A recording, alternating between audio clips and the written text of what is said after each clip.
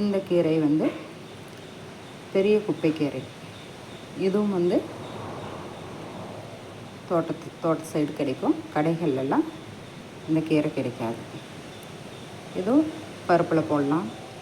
நம்ம பல கீரைகளுடைய சேர்ந்து கடைஞ்சி சாப்பிட்லாம்.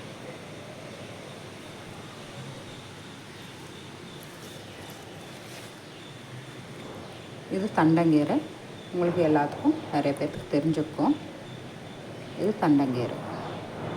இது நம்ம கடைகளில் கிடைக்கும்.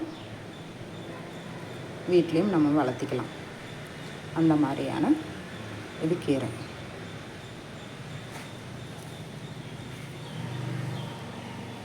நெக்ஸ்ட்டு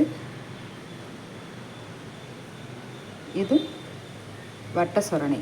இதில் ஒயிட் கலரில் போடுற வட்டை சொரணை இந்த கீரை. இது ஒயிட் கலரில் பூடும்.